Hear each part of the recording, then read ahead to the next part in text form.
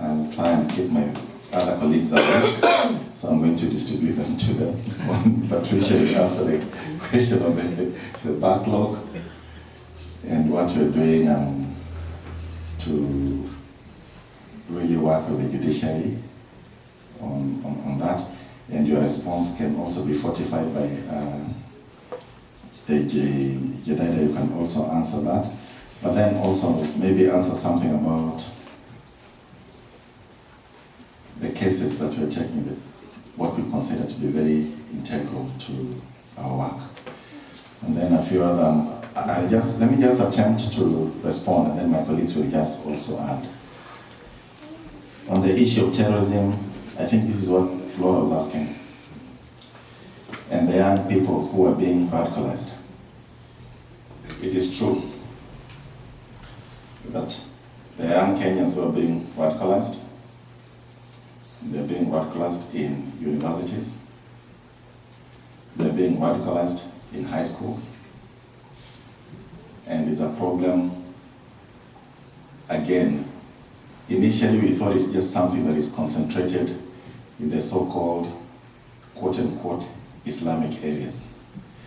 But again, because there's a combination of so many issues in the country that drive it, the push factors, you get a Wanjala, who will tomorrow become a Muhammad.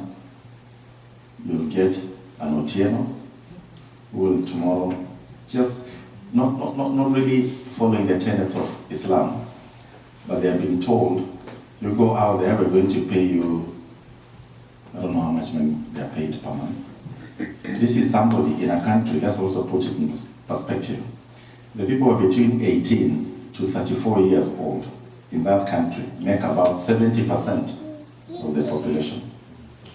But in terms of unemployment, they are also about 65 to 70%. Imagine that unemployment rate. It's just a powder keg. You cannot sustain a country that way. You cannot sustain a country where you have so many people, young people who are energetic and all this, just doing a lot of nothing. What you'll end up doing is turning the whole country into a maximum prison in the name of security. And that's happening. How many people came to Nairobi lately and went to the Intercontinental Hotel? Feel like you're walking into Kamiti maximum prison. Because everything, there are metallic grills, there are all the other stuff. Imagine, and in Kenya, that is a selling point. People tell you, gated community. People tell you, some gated community, complete with an electric fence, like his wild animals living in there. I know we have the Serengeti and the Mara, but please, imagine a situation like that in a country like this, people living behind fences and all that. It shows you a society that is highly unequal, where people cannot actually walk out there freely. So we need to target the young people in that country, and I'll tell you what you're doing as a commission. Because for us, devolution is the promise of change in that country. And we say if devolution fails, then we are quoting for a speedy revolution. If devolution doesn't work, it will mean this revolution. So we are working very closely with the governors, the Council of Governors. I think recently, about a month ago, 2 months ago, we signed a memorandum of understanding with them. There is value in programming from a human rights perspective. Nyambaka, to answer your question, one of the ways we do that to target the vulnerable is using what we're calling the human rights-based approach to programming and development. So that when the counties are doing their programming, when they're developing their county integrated development plans, they use the human rights-based approach, which you ask 4 questions. Who has been left behind? Why have they been left behind? Who has to do something for those ones who have been left behind so that they are brought forward? And this person who wants to do something, what tools do they need? So you're addressing both the demand side and the supply side of human rights. We believe that the county governments can actually use their resources better instead of buying wheelbarrows that Bungoma. The wheelbarrows that are going at 109. And people are actually making fun and saying, well, those are not wheelbarrows. People in Bungoma are buying, Obama came with his beast, after Bungoma can do a beast here, so that is not Wakasema and all the other stuff. But I think with engaging the policy makers and all this, so that the resources go the right place, I think we will be changing that. The other thing we're doing, again, to just address the push factors, is to work with the policymakers. Commissioner Jadida here, and I think I'll let her speak to that a little bit.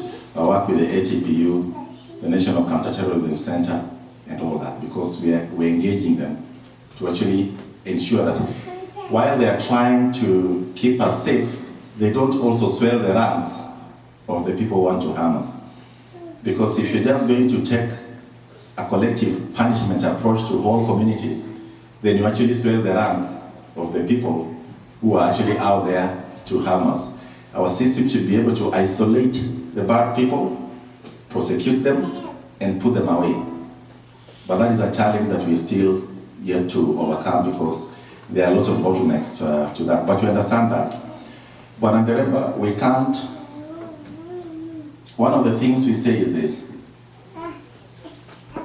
there is a reason why we have laws in place. And for us, those laws should be the guide. They may not be perfect, but they are the guide. Because again, if we didn't, if the Constitution says you can't hold people for more than this number of hours, that is what should happen. There should be mechanisms to ensure that, again, we don't create a jungle, a republic where it's just a free-for-all, and the ones with power and might are the ones who just go out there and do all the other stuff. I won't go into detail, but I'll just request you to go to our website and read some of the reports. The latest report we released on the era of fighting terror with terror. Because we think it's an error to fight terror with terror. You only end up creating a swelling, a ground for more terrorists to come in. But we're in a very tough situation where we are as a country. The proximity to Somalia and Yemen and all this, that is a fact that we can't run away from.